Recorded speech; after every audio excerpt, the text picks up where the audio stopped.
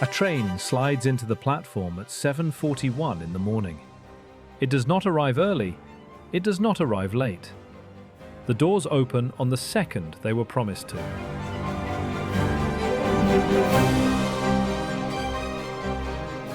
Inside, there is no room. People stand pressed shoulder to shoulder, chest to back, breathing the same warm air, swaying together when the car leans into a curve.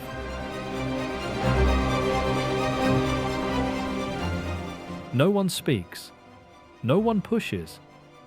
This is not a breakdown. This is a Tuesday. On this one line, at this 1 hour, the trains run 2 minutes apart.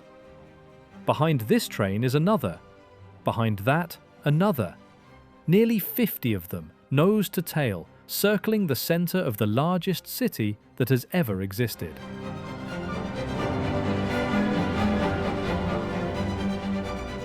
The car is carrying almost twice the load it was designed to hold. And it is on time, to the second. These two facts should not belong to the same machine. A network this crowded should be a network that fails. Delays should compound. One late train should become 10. The crush should curdle into chaos by 9 in the morning.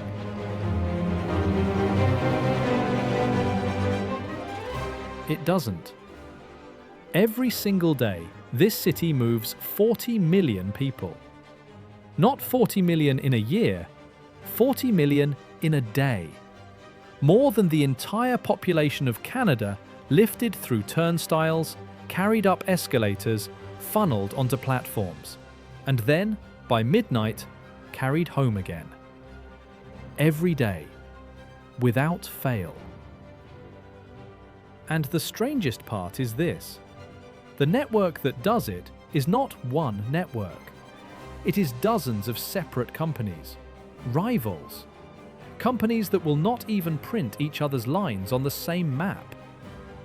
Yet a train that begins its morning in a distant suburb, owned by one company, will run, without stopping, without a transfer, straight onto tracks owned by a second company deep beneath the city, and out the far side onto a third. No one on board changes seats. Most of them never learn whose train they are riding. A system this fragmented should not hold together. A system this crowded should not run on time. Both are true at once. So how does a city move 40 million people a day on a machine that, on paper, should not work? The answer is not the one most people expect. We imagine Japan runs on technology, on bullet trains and robots and engineering the rest of the world cannot match. And the technology is real, but it is not the reason the machine holds. The reason is older and stranger. It is a century-old business trick that turned railways into landlords, a web of enemies forced to cooperate, and a discipline measured not in minutes, but in seconds, held every day by millions of people who have quietly agreed to keep time together. This is not a story about trains. It is a story about how a place decides to survive. And it begins with a circle.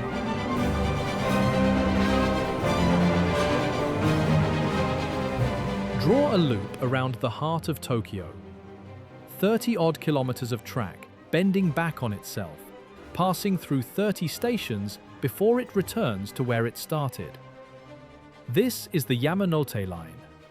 A single train, running the full circle, takes about an hour. It is, in a sense, the most important line in Japan. Not because it goes anywhere in particular, it goes nowhere, it only comes back, but because everything else in the city hangs off it. To understand why, you have to understand what the Yamanote is not. It is not a line that carries you across the city. It is a line that carries you around the edge of the center. And every place worth reaching in Tokyo sits somewhere on that ring, or feeds into it. Shinjuku, Shibuya, Ikebukuro, Tokyo Station, Ueno, Shinagawa. Names you may have heard without knowing why. They are the beads on this loop.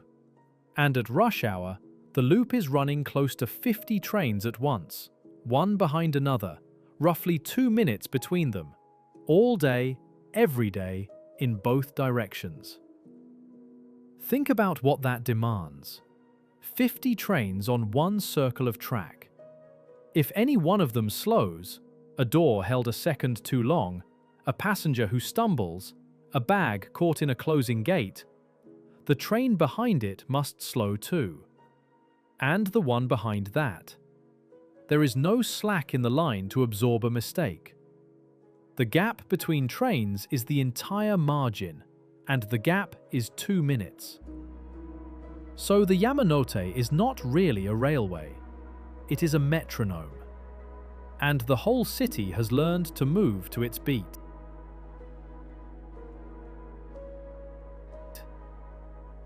But there is a second thing the loop does, and it is the reason Tokyo's network took the shape it did.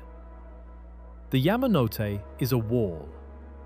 For most of the last century, the companies that built railways out into the suburbs, private companies chasing the growing city, were not allowed to drive their tracks into the center.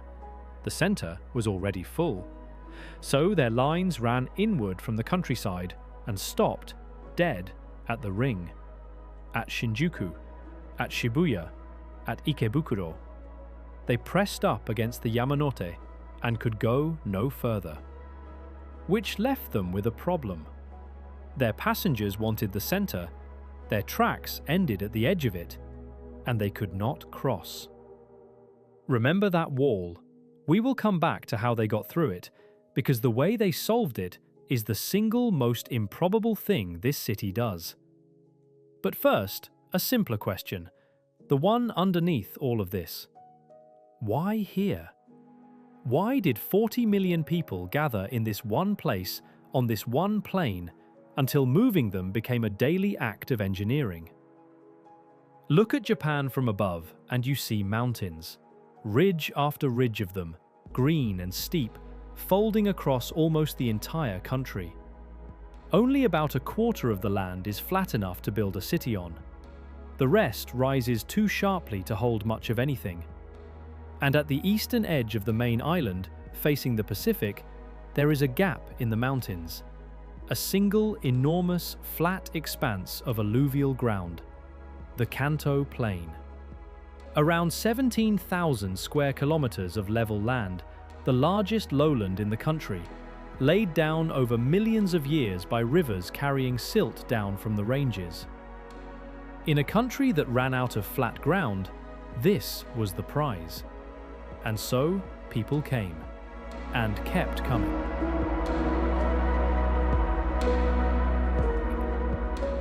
Today, the Greater Tokyo area holds around 37 million people, spread across 4 prefectures that have long since grown into one another.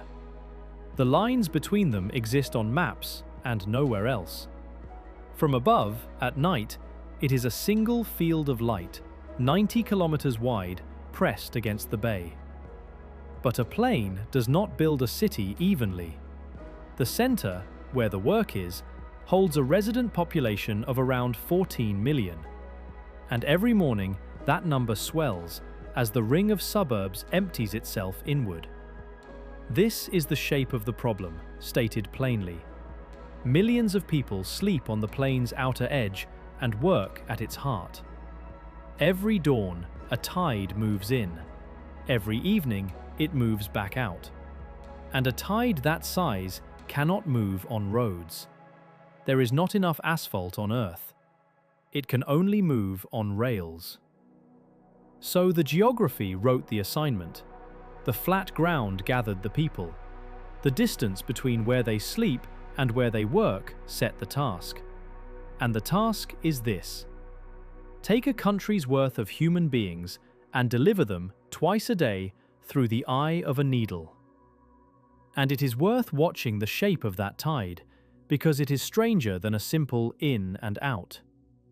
The center that holds 14 million residents draws in millions more by day, so that the daytime population of the core swells far beyond the number who sleep there. The city inhales at dawn and exhales at dusk, and the difference between the two, the millions who are here at noon and gone by night, is the exact size of the load the rails must carry. It does not all flow one way. To the south sits Yokohama, a port city of nearly 4 million in its own right, large enough anywhere else to be a capital, here reduced to a suburb of a suburb, one more bead feeding the ring. Saitama to the north, Chiba to the east, each pouring its commuters inward each morning, each pulling them back each night. And against the main current runs a smaller, reverse tide. Those who live in the center and work at its edges, swimming out while the crowd swims in. The tide even has an ending. Around midnight, the trains stop. The last service of the night has a name, the last train, the Shuden. And missing it is a small catastrophe with its own economy. Whole industries exist for the people who stay in the city one train too long. The taxi ranks that surge after midnight, the capsule hotels stacked with sleeping berths the size of a coffin, built for the salaryman who cannot get home. An entire nightlife shaped around the clock of the rails, because when the last train goes, the machine that connects the city to its people simply switches off until dawn.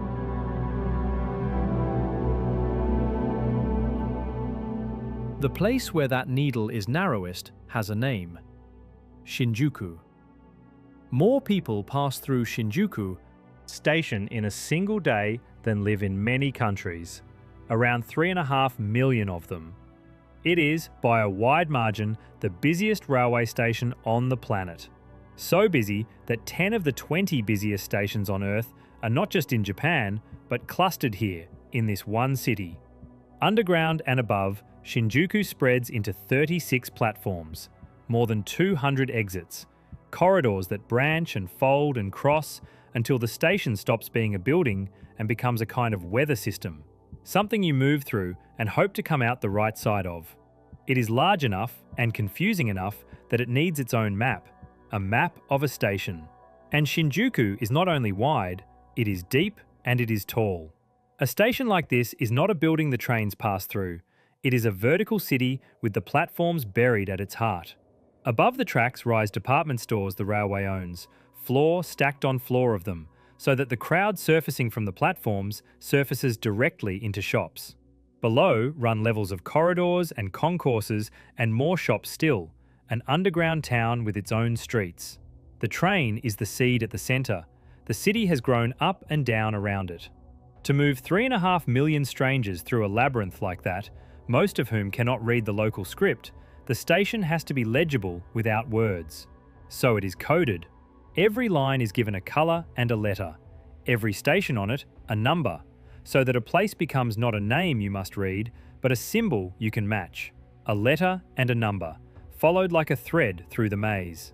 You do not need to know where you are. You only need to know the code of where you are going. And the movement of the crowd itself is engineered. The width of a corridor, the placement of a stair, the direction people are nudged to walk, none of it is accidental. A station this busy cannot let its crowds collide, so its flows are shaped, channeled, sometimes made to run one way, the way a river is trained between banks. The passenger feels only that the crowd is moving. What they are actually walking through is a machine for moving crowds, designed down to the paving, so that 3.5 million people can cross paths every day and almost never truly meet. And at rush hour, all 3.5 million of those people are trying to move through it at more or less the same time. Stand on a Shinjuku platform at 8 in the morning and watch what happens when a train arrives. The doors open, a wall of people leaves, a wall of people boards, and the wall that boards does not quite fit. So there are men on the platform whose job is to make it fit. In white gloves, in uniform, they stand at the doors, and when the crush will not compress on its own, they press. Gently, firmly, With practiced hands, they push the last bodies in until the doors can close. The Japanese have a name for the daily experience these men manage: Tsukin Jigoku, commuter hell. The numbers behind that name are precise. Tokyo's busiest lines run at what the operators measure as a congestion ratio, the load on the train against the load it was built for. Comfortable is 100%. Many lines here run at 160, 180%. On one central line, the figure has reached 199, meaning for every seat and standing space the car was designed to hold, there are nearly 2 people occupying it.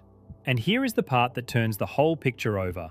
That crush is not just a burden the system endures, it is the thing that makes the system possible. A train running 2 minutes behind another is astronomically expensive to run. The track, the power, the crews, the maintenance, all of it multiplied by frequency. You can only justify that frequency if the trains are full.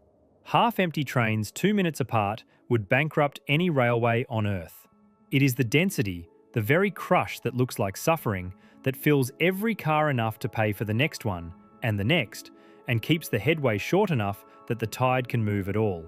The crowding and the frequency are not opposites. They are the same equation. Thin the crowd, and you cannot afford the trains. Cut the trains, and the crowd has no way to thin. It is easy, watching this from outside, to see only the crush, to flinch at it, to call it inhuman. But look again, and something else is there. Nobody is fighting. In a car packed to twice its capacity, with strangers pressed against strangers, there is no shoving, no shouting, no panic. The crowd moves like a single organism. People angle their bodies to make room they did not know they had. They step off at their stop and step back on when it is not theirs, to let others out, and no word is exchanged because none is needed. The choreography is so total that it looks, from a distance, like chaos, and up close, it is the opposite. It is order so deep it has stopped needing to announce itself. The crush is not the system failing. The crush is the system working, running so close to its physical limit that there is no room left for anything but cooperation. And that is the first hidden wall of this machine. Not steel, not signaling. People. 40 million of them, each one holding their small piece of the pattern, every day, because the pattern only holds if nearly all of them do. You can see the same discipline surface into daylight a few stops around the loop, at Shibuya. Outside the station, there is a crossing where several roads meet at once, and when the lights change, the traffic in every direction stops together, and the pavements empty into the road. Hundreds of people step off the curb from every side at the same instant, walking straight into one another's paths, and pass through without collision, threading the gaps, the whole mass dissolving and reforming on the far pavements in the space of a single green light. Then the cars move again, and the pavement fills, and it happens once more, and again, thousands of times a day. It looks, to a visitor, like the edge of chaos. It is nothing of the kind. It is the same thing the packed train car is doing, brought up into the open, a crowd so practiced at moving through itself that it no longer needs to be told how. The crossing is not managed.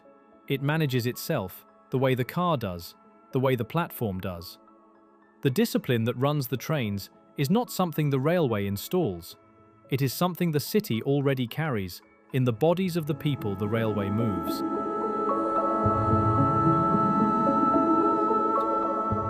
But cooperation alone does not run 50 trains 2 minutes apart. Something has to conduct the metronome, and that something sits in rooms most passengers will never see. Somewhere above the tracks, in a control center, the entire loop is laid out on a wall of screens. Every train on the Yamanote appears as a moving mark, and beside it, in fine grey lines, the schedule it is supposed to be keeping. The controllers do not watch the trains. They watch the distance between the mark and the line, the gap between where a train is and where it promised to be. Because on a network this tight, the schedule is not a suggestion, it is the structure. The timetable on some of these lines is not written in minutes, It is written in 5-second increments. A train does not arrive around 8. It arrives at 8 and 17 seconds, and the driver has been trained to hit that mark the way a musician hits a note. To make it possible, the schedule is built with tiny hidden reserves, a handful of buffer seconds folded into each run, so that a small delay can be quietly swallowed before the next station rather than passed down the line. The whole timetable is a structure of margins so fine you cannot feel them, engineered to absorb the ordinary friction of 40 million people before it ever becomes a delay you would notice. And it works to a degree that sounds invented. Across the busiest urban lines, the average delay per train, measured over an entire year, including storms, including breakdowns, including everything the world can throw at a railway, is counted in seconds. Not minutes, seconds. It works so well that its failures become news for the opposite reason you would expect. A train on one line once departed 25 seconds early, 25 seconds, and the company issued a formal public apology, calling the error truly inexcusable. Another apologized for leaving 20 seconds ahead of schedule. In a country where a train is considered late if it is more than a minute off, leaving early is not a small mercy. It is a broken promise, because someone running for that train, timed to the second, would have watched it pull away. The promise runs so deep that the railway will put it in writing. When a train is delayed, the operator hands out a certificate, a small printed slip confirming that the line was late and by how much. A commuter carries it to the office or a student to the school as proof that the lateness was not theirs. It is a quiet, remarkable document. It means the schedule is not treated as the railway's aspiration, but as a shared contract, one the whole society has agreed to honour, so completely that when the trains break their word, they issue you the evidence to clear your name. The seconds do not belong to the railway alone, they belong to everyone whose morning is timed against them. And none of it is hidden. The performance is measured and made public. How full each line runs, how often it is late, how many seconds it loses in a year. The congestion of the worst carriages is a published figure, tracked and reported and argued over. The lateness is counted and released. A system this obsessed with the schedule cannot help but keep score of itself, out loud, where everyone can see, because a promise no one can check is only half a promise. The numbers are the machine holding up a mirror every year and daring the whole city to look. There is a quiet risk buried in all of this precision, and the engineers know it.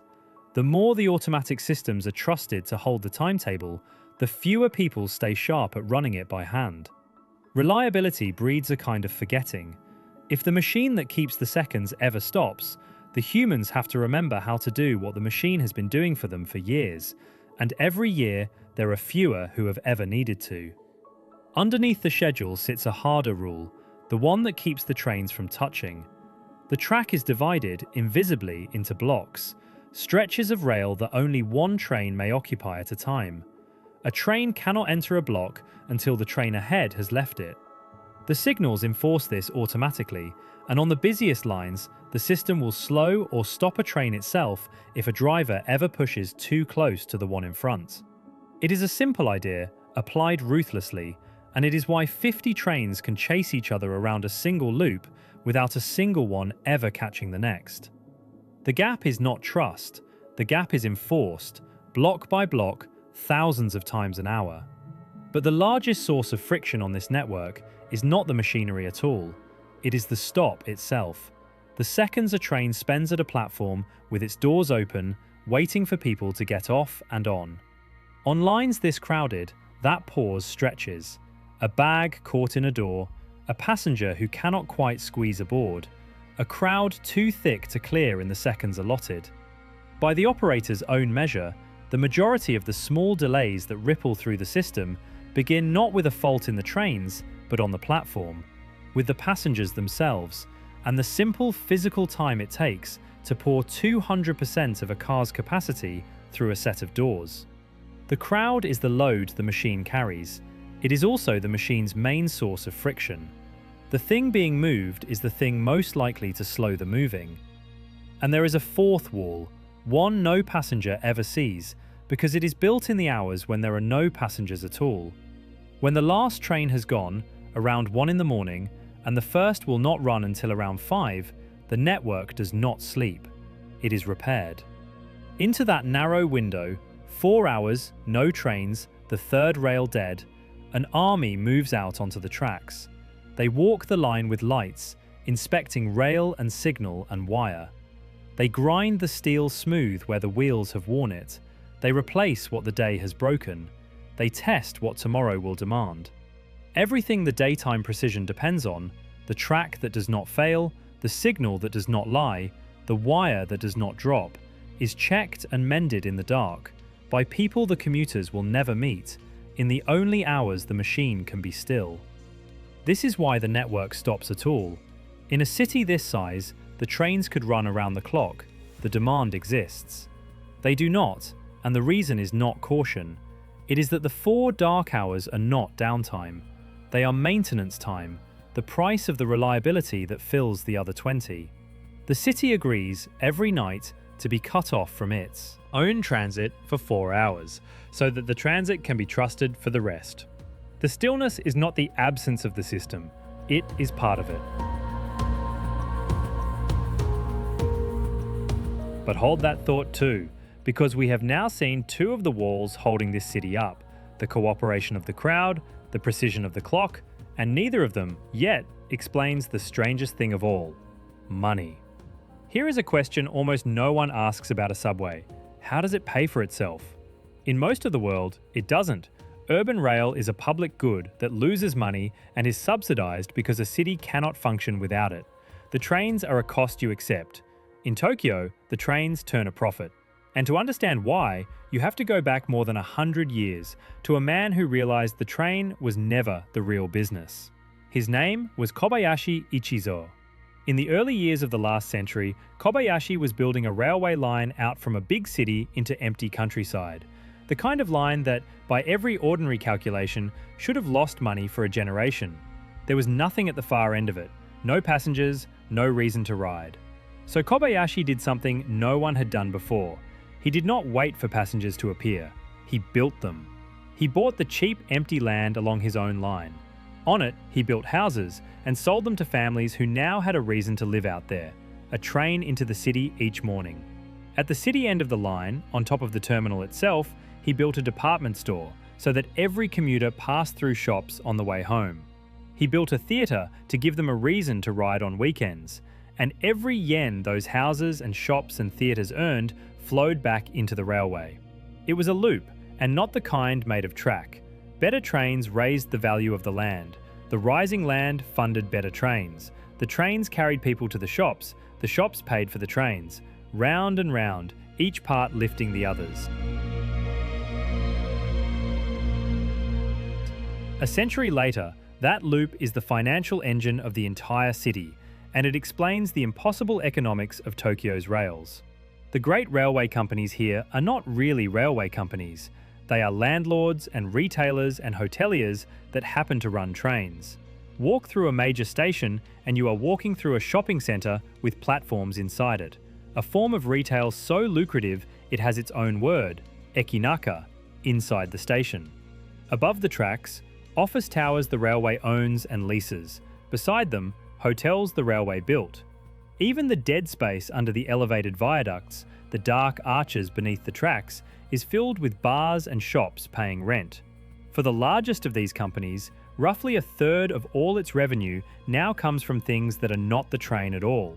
The fare you pay is only part of how it earns from you. It earns again from the store you buy dinner in, the office your company rents, the apartment you sleep in. All of it strung along its own line, all of it made valuable by the very trains it runs. It was not always this way, and the moment it changed can be dated. For most of the last century, the backbone of the network was not private at all. It was the National Railway, a single state-owned company that ran the country's rails and, by the 1980s, was drowning. Decades of political spending and rising car ownership had buried it under a mountain of debt so large it could no longer be carried. 1987. The government breaks the National Railway apart. The single state company is split into separate, private, for-profit firms, handed the tracks and told to survive on their own. The safety net is gone. From now on, they must earn what they spend. And earn they did, by learning the lesson a private railwayman had taught the country 70 years earlier. The formerly national companies became landlords too. They looked at the ground beneath their own stations and saw not platforms, but real estate. The land and retail loop that one man had invented on a single suburban line became the model for the entire nation's rails. What could have been a slow public collapse became instead a set of some of the most profitable railway companies on Earth. And once a railway makes its money from the value of its land, it never stops building. For most of the last 100 years, this network has almost never paused its own expansion. A line extended here, a station added there, decade after decade, because more track means more valuable land, and more valuable land means more money to lay more track. Even now, a brand new station opened on the Great Loop, the first in half a century, instantly lifting the worth of ground that had sat isolated and unloved for want of a train. The same loop, still running 100 years on. There is a faster, more famous train that belongs to these companies too, the bullet train, streaking between distant cities at the speed of flight. But that is another story, the story of how the country crossed itself. This one is smaller and stranger. Not how a nation reaches its far edges, but how a single city moves its own blood, morning and night, without ever spilling it. And this is why the machine can afford to be so precise. A railway that only lived on ticket money could never pay for a timetable measured in seconds. The maintenance, the staff, the control centres, the constant expansion. But a railway that owns the city around its stations has a second, deeper source of money. It can pour resources into reliability that pure fares would never justify, because reliability is what keeps the land valuable, and the land is where the real fortune lives. The trains run on time partly because a man realised, 100 years ago, that the trains were never the point. But even the money, even the loop of land and rails, does not by itself let a passenger cross the whole tangled network without noticing the seams. Dozens of companies, dozens of fare systems, different tracks, different owners, different maps. Something has to stitch them into a single experience. Something does, and you can hold it in your hand. It is a small plastic card, or now, more often, a phone. You touch it to a gate on the way in and touch it again on the way out. Between those two taps, the machine does something quietly astonishing. Your journey may have crossed 3 separate companies. It may have started on a private suburban line, run through a subway owned by the city, and finished on the national railway. 3 owners, 3 fares. And in the fraction of a second between your card touching the gate and the gate opening, the system has calculated the total, split it correctly among all 3 companies, deducted it from your balance, and let you through, with a green light and a soft chime and no thought required from you at all. Tens of millions of these taps happen every day. Each one is a tiny act of accounting between rivals, money moving invisibly from a card, through a clearing system, into the hands of companies that compete with one another for everything else. The passenger never sees it. The passenger only sees a gate that opens. This is the nervous system of the whole machine. Not the trains, not the tracks. The invisible layer that makes an ununified network feel unified. Without it, a journey across the city would be a chain of ticket windows, a new fare calculated and paid at every boundary between companies. With it, 40 million people move through dozens of separate businesses as if all of it were one. And having stitched the network together, the little card kept going. The same tap that pays your fare will buy your coffee at the platform kiosk, your lunch at the convenience store, your drink from the vending machine, the locker you leave your bag in. The payment layer built to settle accounts between rival railways quietly became the city's wallet. What began as a way to move through gates became a way to move through the whole of daily life. The rail's invisible accounting system, spread out until it touched almost everything the commuter buys. And so, piece by piece, the machine has assembled itself in front of us. The plane that gathered the people, the loop that set the beat, the tide that fills the trains, the crowd that holds the pattern. The clock that holds the seconds, and the silent blocks that keep the trains from touching. The dark hours that mend it while the city sleeps. The land beneath the stations that pays for all of it, and the small card that hides every seam. Every part leaning on every other, none of it working alone. Which means the real question is not how it works. It is what happens when one part of it stops. Because a machine this tightly wound, with this little slack, does not fail gently. On the status boards in the stations, among the neat rows of on-time services, a phrase sometimes appears, Jinshin Jiko.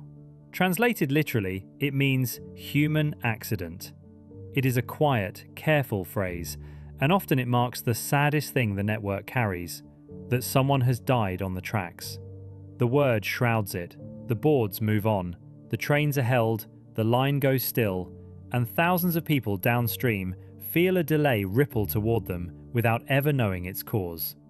It is worth pausing on that. In a machine measured to the second, engineered to move human beings by the million, the most common cause of its disruption is a human being. A person who fell, a person who was ill, a person for whom the crush of the daily commute became too much. The system counts everything except the weight of the lives moving through it, and every so often, that weight stops the trains. Let it sit for a moment, then remember what the network is and how little room it has.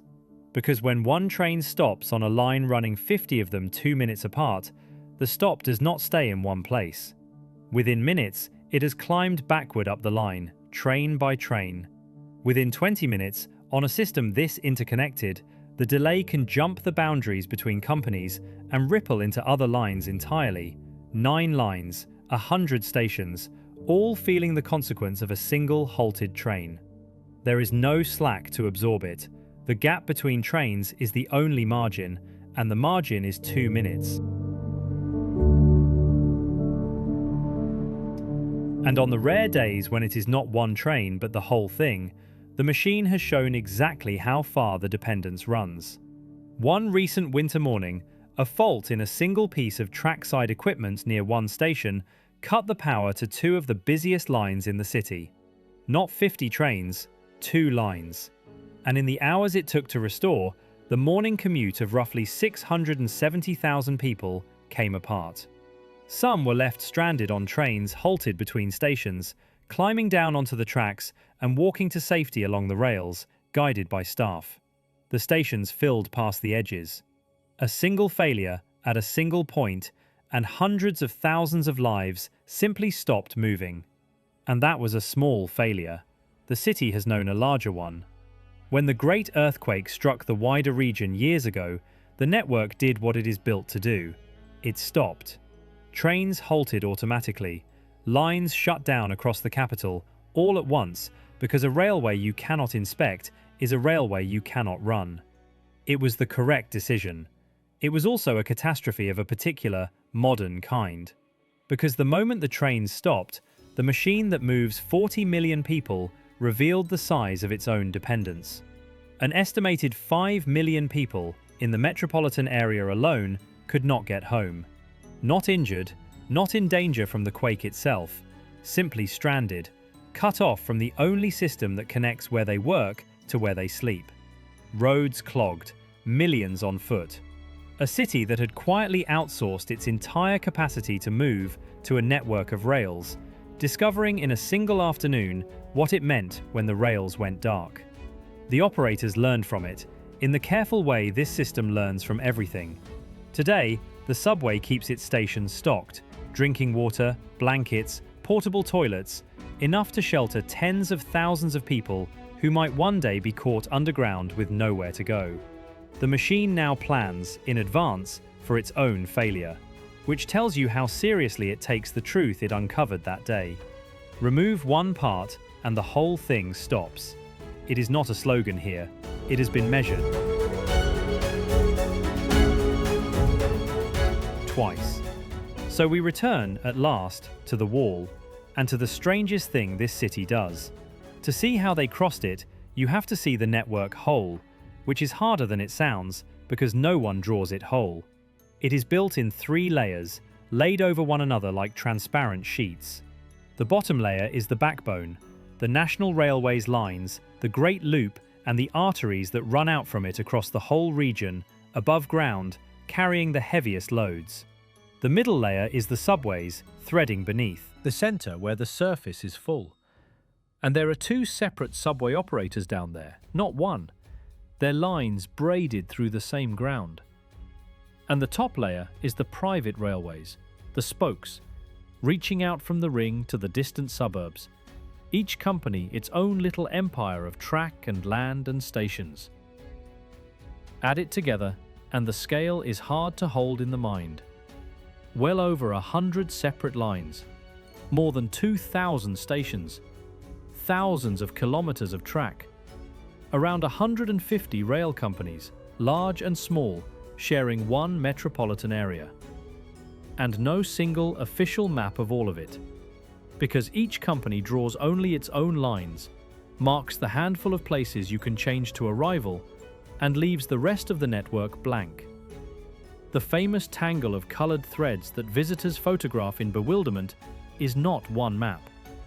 It is dozens of maps, from dozens of companies, forced onto the same page. A network like that should be impossible to travel across. Every boundary between companies should be a wall, a new ticket, a new platform, a fresh start. And for the passenger, almost none of them are. Which brings us back to the wall that started it all.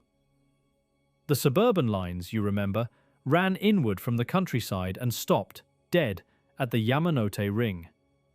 Their passengers wanted the centre. Their tracks could not cross it. For years, that was simply the limit. You rode a private line to the edge, got off, and joined the crush for the subway or the loop. And then the companies did something that, if you proposed it in most of the world, would be laughed out of the room.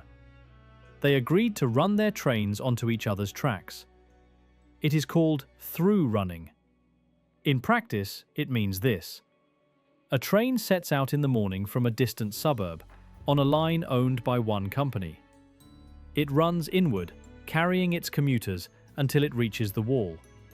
And there, instead of stopping, it descends, onto the tracks of a subway line owned by an entirely different company. It runs beneath the center of the city on those borrowed rails. And on the far side, it climbs back out into daylight and continues onto a third company's line, out toward the suburbs on the opposite side.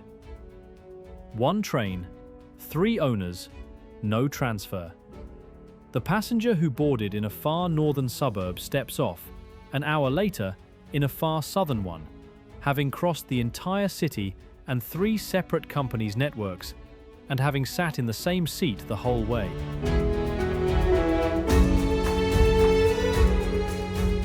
Consider what that requires. The trains of one company must physically fit the tunnels of another. The same track width, the same power, the same platform heights, the same signaling. The drivers of one company must be certified to operate on the lines of another.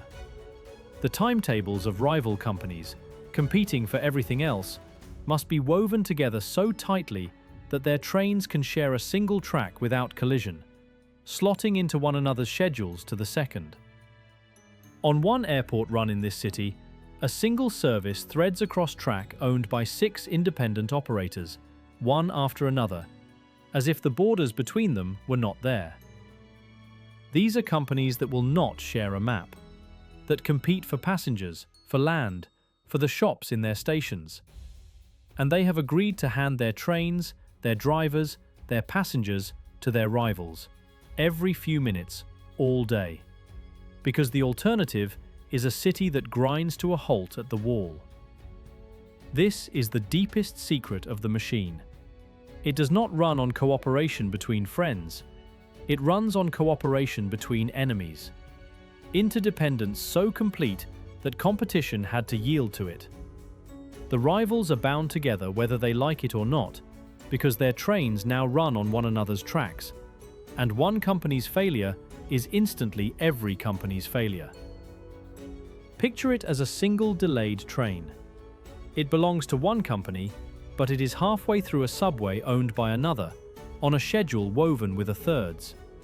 Its lateness does not stay inside the company that owns it. It leaks across every border it was about to cross, into the tunnel it has not yet cleared, into the line waiting to receive it on the far side, into the timetables of strangers.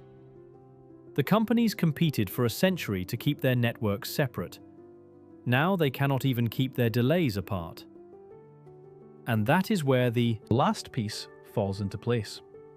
That is where the two impossible facts we began with, the crush that runs on time, the rivals who share their rails, turn out to be the same fact, seen from two sides.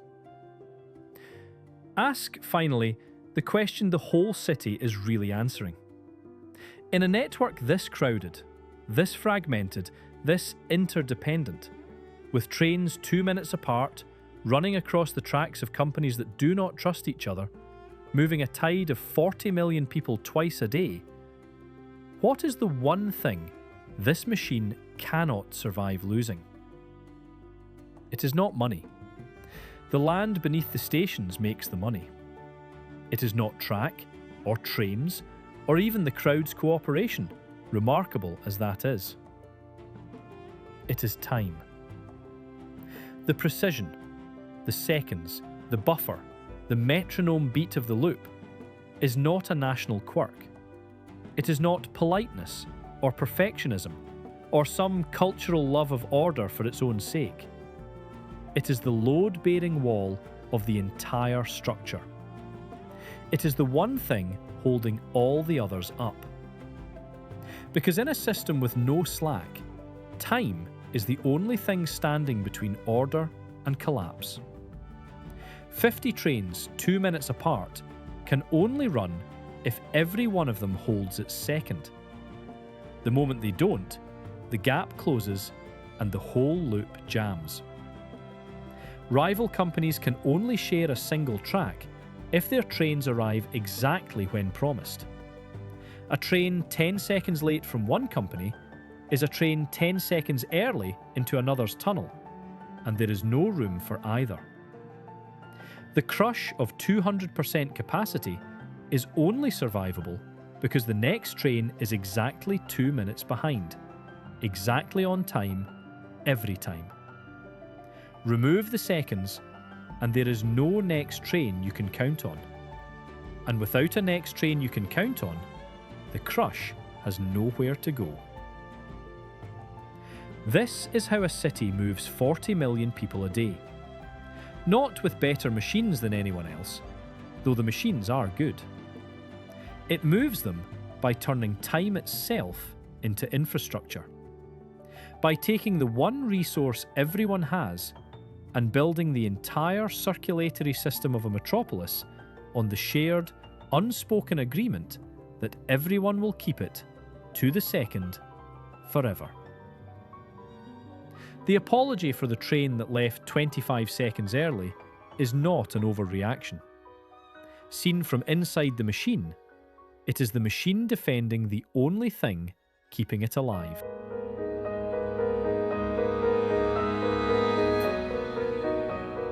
And this is the tension the city lives with, whether it names it or not. It has built the most reliable system of its kind on Earth, and it has built it with almost no margin for error, because the reliability and the crowding are the same thing. The network is this punctual because it has to be, and it has to be because it is this full. Every one of those 40 million people is, without thinking about it, holding up a wall. The commuter who angles their body to make room. The driver hitting the mark to the second. The rival companies handing over their trains at the boundary. The card that splits the fare in a fraction of a second. Pull out any one of them on any given morning, and the others feel it before they understand why. For now, it holds. It holds through the ordinary friction of the largest gathering of human beings in one place in history. It holds because, so far, enough of them keep enough of the seconds. But the machine has already shown twice what happens when it stops. It knows its own fragility well enough to stockpile blankets against it. And the same forces that built this tide, the flat ground, the drift of people inward, are shifting now. The country is aging. The centre still pulls people in, but the nation around it is beginning to thin. A machine built to move an ever-growing crowd will, one day, have to learn to move a shrinking one, on rails that were laid for a tide that only ever came in. And the shrinking reaches deeper than the trains. Remember where the money truly lives, not in the fares, but in the land beside the stations, and the value of that land rests on one quiet assumption: that people will keep coming. That the houses along the line will fill, that the shops in the station will have customers, that the offices above the platforms will have tenants. The whole loop that pays for the precision is powered by growth. A country that thins out does not just leave emptier trains. It weakens the land beneath the stations, and with it the second, deeper income that lets. These railways afford a timetable measured in seconds. The engine that funds the reliability was built for a rising tide. No one has yet run it in reverse. No one knows quite what that machine becomes, whether the loop still needs 50 trains, whether the rivals still need each other quite so completely, whether a system engineered with no slack can gracefully carry less, or whether the very tightness that makes it work is the thing that makes it hard to change. For now, at 7:41 tomorrow morning, a train will slide into the platform on the second it was promised to. The doors will open on a car with no room in it, and 40 million people will move through the largest city on Earth on a machine that, on paper, should not work, held together by nothing more and nothing less than the shared decision to keep time. It is one of the quietest engineering marvels in the world. There is no monument to it. No one photographs the timetable. And most of the people it moves will never know how narrow the margin is that carries them home. If you found yourself seeing something familiar in a new way, consider subscribing. There is always another system worth understanding beneath the surface of a place. Thank you for watching. Until the next journey.